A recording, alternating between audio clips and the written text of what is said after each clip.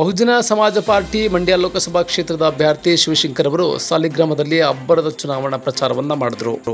60 ವರ್ಷ ಆಡಳಿತ ನಡೆಸಿದ ಕಾಂಗ್ರೆಸ್ ಸರ್ಕಾರವಾಗಲಿ ಹಾಗೂ ಬಿಜೆಪಿ ಜೆಡಿಎಸ್ ಸರ್ಕಾರಗಳಿಂದ ದಲಿತರ ಉದ್ಧಾರ ಆಗಿಲ್ಲ ಹಾಗೂ ಮಂಡ್ಯ ಲೋಕಸಭಾ ಕ್ಷೇತ್ರದಿಂದ ಬಹುಜನ ಸಮಾಜ ಪಕ್ಷದ ಯಾರೂ ಸಂಸದರಾಗಿ ಆಯ್ಕೆಯಾಗಿಲ್ಲ ಹಾಗೂ ದಲಿತರ ಉದ್ಧಾರಕ್ಕಾಗಿ ಬಾಬಾ ಸಾಹೇಬರು ನಡೆದು ಬಂದ ಹಾದಿಯಲ್ಲಿ ಬಹುಜನ ಸಮಾಜ ಪಕ್ಷ ಸಾಗುತ್ತಿದೆ ಎಂದು ಅಭ್ಯರ್ಥಿ ಶಿವಶಂಕರ್ ತಿಳಿಸಿದರು.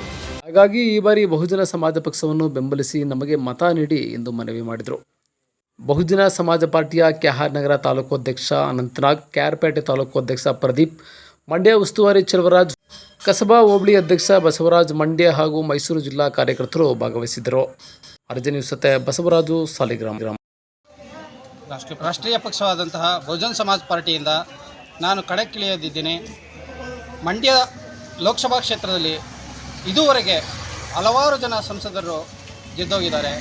ಆದರೆ ಮಂಡ್ಯ ಲೋಕಸಭಾ ಕ್ಷೇತ್ರದ ವ್ಯಾಪ್ತಿಯಲ್ಲಿ ಯಾವುದೇ ರೀತಿಯಾದಂತಹ ಕೇಂದ್ರದಿಂದ ಯಾವ ಕಾರ್ಯಕ್ರಮಗಳಾಗಬೇಕಾಗಿತ್ತೋ, ರೈತರ ಬವಣೆಗಳಾಗಲಿ, ನಿರುದ್ಯೋಗದ ಸಮಸ್ಯೆಗಳಾಗಲಿ ಯಾವುದನ್ನು ಕೂಡ ಈ ಮಂಡ್ಯ ಸಂಸದರು ಇದುವರೆಗೆ ಪಾರ್ಲಿಮೆಂಟ್ನಲ್ಲಿ ಹೆಚ್ಚು ಮಾತಾಡಿರುವಂತಹ ನಿದರ್ಶನಗಳೇ ಇಲ್ಲ.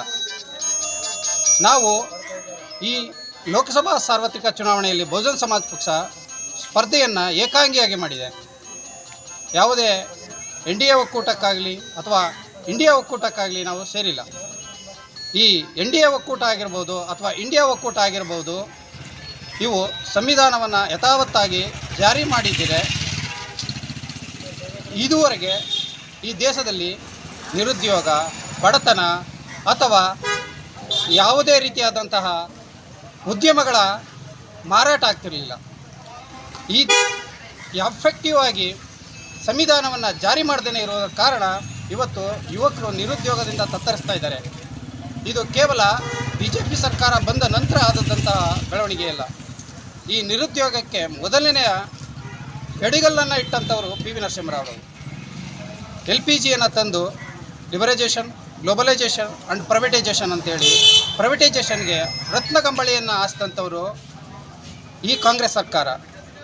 ಇವತ್ತು ರತ್ನಗಂಬಳಿಯನ್ನು ಪ್ರೈವೇಟೈಜೇಷನ್ಗೆ ಹಾಸಿದಂತಹ ಕಾಂಗ್ರೆಸ್ ಸರ್ಕಾರ ನಾವು ಸಂವಿಧಾನವನ್ನು ಉಳಿಸಬೇಕಾದ್ರೆ ನಮ್ಮನ್ನು ಕೈ ಹಿಡೀರಿ, ನಾವು ಮಾತ್ರ ಸಂವಿಧಾನವನ್ನು ಉಳಿಸೋದಕ್ಕೆ ಸಾಧ್ಯ ಅಂತ ಹೇಳ್ತಾ ಇದ್ದಾರೆ.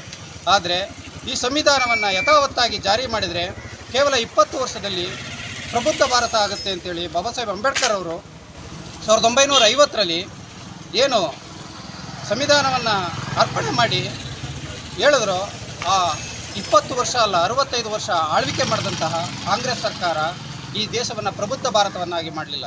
ಕಾರಣ ಏನು ಅಂದರೆ, ಆ ದಿನವೇ ಬಾಬಾ ಸಾಹೇಬ್ ಅಂಬೇಡ್ಕರ್ ಅವರು ಹೇಳ್ತಾರೆ, ಈ ದೇಶದ ಸಂವಿಧಾನ ಯಥಾವತ್ತಾಗಿ ಜಾರಿಯಾಗುತ್ತೆ ಅನ್ನೋ ನಂಬಿಕೆ ನನಗಿಲ್ಲ.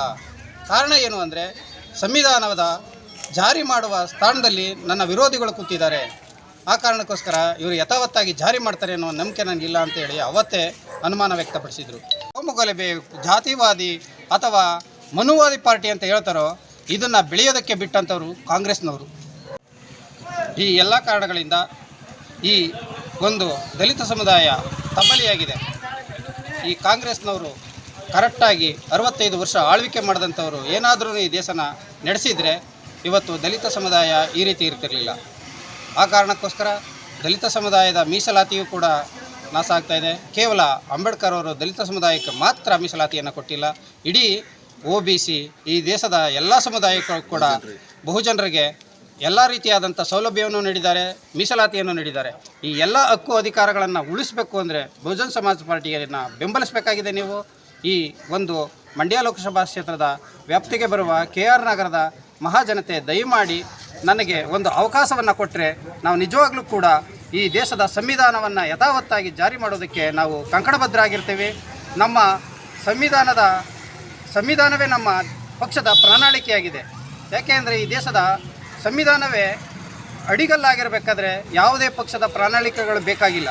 ಸಂವಿಧಾನವನ್ನು ಯಥಾವತ್ತಾಗಿ ಜಾರಿ ಮಾಡಿದ್ರೆ ಸಮೃದ್ಧ ಭಾರತ ಆಗುತ್ತೆ. ಹಾಗಾಗಿ ಸಂವಿಧಾನವನ್ನು ನಾವು ಯಥಾವತ್ತಾಗಿ ಜಾರಿ ಮಾಡೋದಕ್ಕೆ ಅಕ್ಕ ಮಾಯಾವತಿಯವರು ಕಂಕಣಬದ್ಧರಾಗಿದ್ದಾರೆ. ಹಾಗಾಗಿ ನಮಗೂ ಕೂಡ ಒಂದು ಅವಕಾಶವನ್ನು ಕೊಟ್ಟರೆ ನಾವು ಯಥಾವತ್ತಾಗಿ ಸಂವಿಧಾನವನ್ನು ಜಾರಿ ಮಾಡಿ ಈ ದೇಶದ ಎಲ್ಲ ಬಹುಜನರನ್ನು ನಾವು ಎಲ್ಲ ರೀತಿಯಲ್ಲಿ ಸರ್ವಜನ ಸುಖಾಯ ಸರ್ವಜನ ಹಿತಾಯ ಎನ್ನುವ ರೀತಿಯಲ್ಲಿ ಕಾಪಾಡ್ತೀವಿ ಅಂತ ಹೇಳ್ತಾ ನನ್ನ ಮಹಾಜನತೆಗೆ ನನಗೊಂದು ಅವಕಾಶವನ್ನು ಕೊಡಿ ಅಂತ ಕೇಳ್ಕೊತಾ ಇದ್ದೀನಿ.